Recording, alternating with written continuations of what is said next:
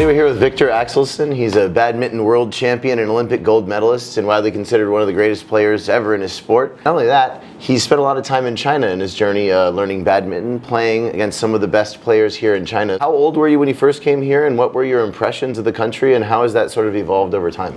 I think I was here the first time when I was around 12 or 13 years old. I was taking part in a summer camp here in a province near Beijing. It was my first time getting introduced to China, and I got a very good first impression. I was very shocked to realize how big badminton was out here, and I got to play against like former national players, and the training and the level here in terms of badminton was just very high. Yeah, it's been amazing so far, and up until now I've had obviously so many nice experiences here. I have many friends in China and speak okay Mandarin. It's good to be here again, and I will for sure have many good memories in the future also. What made you make your decision to come here in China to further your badminton journey? Well, I think that badminton is obviously such a big sport here. I haven't been living in China, but I've been here playing so many tournaments. I've been training here and there, and many opportunities here to play against good players. You can't play badminton at a high level without spending a lot of time in China. Who are some of the players that you've played against in China or trained with or met that you feel like have had a big impression on you or that have helped you further your own career? All the competitors I've had, like all the good opponents, Lin Dan, Chen Long, Xu Qi, many of also younger Chinese players. Just been very fortunate to been able to play against many of the former players now, like Bao Chunai was a big idol for me. He was a tall athlete as well. Yeah, I have so many good players from China. During your travels in China, what are some places or things or experiences, cities, anything that have left a big impression on you? When I started learning Mandarin, it was always fun to come out here as a tall, Caucasian, and when I stepped into the elevators especially, they would be like, wow, 太高了. And then I would say, 小心我听得懂. And I had many fun experiences with that. And then people, they know who I am, they have seen my matches, and communicating with them, taking time to say hi and understand what they're doing. I love that through sports and through doing what I've been doing, that you get to meet so many interesting people. I love seeing people play badminton in the parks and stuff. I love the culture in the parks, the dancing, everything, the movement there.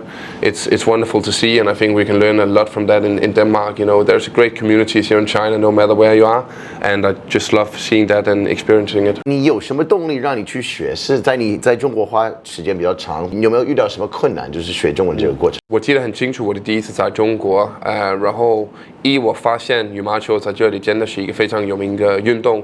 另外呢，我很早就有很多中国的球迷，然后我想跟他们好好交流，所以我给自己一个目标是开始学习，这个是11年前左右吧。一开始的时候我觉得太难了，因为特别是发音。但是呢，其实说实话，我非常幸运，我的老师真的是世界上最好的老师，有点严格，但是我已经给了自己一个目标，是我要接用中文的采访。所以呢，2016年的时候，巴西的奥运会的时候，我接了我的第一个采访，然后很多人他们看到，觉得这个也非常有意思。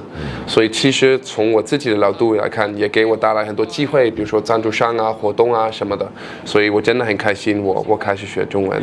所以一是为了我自己想推广羽毛球和我自己，另外呢也有机会交很多新朋友，这个其实是最大的幸福。对，我知道你在中国有很多粉丝、很多球迷，你有没有跟他们互动的时候，他们有没有留给你一个特别让你惊讶的事情？中国的球迷他们真的想认识你，就是说他们会找到以前的照片啊，比如说 Instagram 或欧洲上的那个社交媒体发照片，然后发在中国的社交媒体。另外呢，他们给我的留言也非常有意思，他们很喜欢开玩笑什么的，我自己也非常喜欢开玩笑。There's a thing right now, 我们开单吧 and they love to do that, and they love to find funny impressions from my matches and stuff like that. Specifically in the sports realm, it can be a little bit toxic sometimes. We see that, the World Cup now or other different athletes who have a tough time sometimes on social media when things aren't going their way. How would you advise other people to kind of just power through that and not let it bother them if things aren't going well?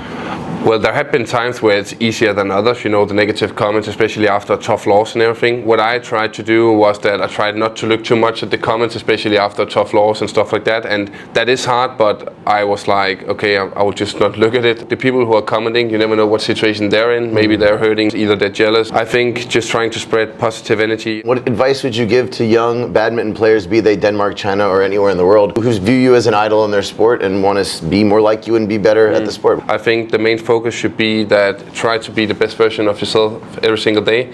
Like no size fits all, we're all different, but we all have strengths. Figure out what's the right way for you to develop and to get better at something, because it is very individual. You shouldn't try to be me, you should try to be you. How do you feel about sports as sort of a language without a verbal language, like communicating with people through sport? There's a mutual respect and you know, the body language, and when you compete on court, like there are words who you can't speak but who you express through competition, and that's the beautiful language of sport, I guess. That's why sports also can unite people, because it speaks its own language. You can see how it can connect people as well, and it has been beautiful to be a part of that. It's very nice to meet you, and I hope to see you back in China again. Thank you, my friend. All right, thank you.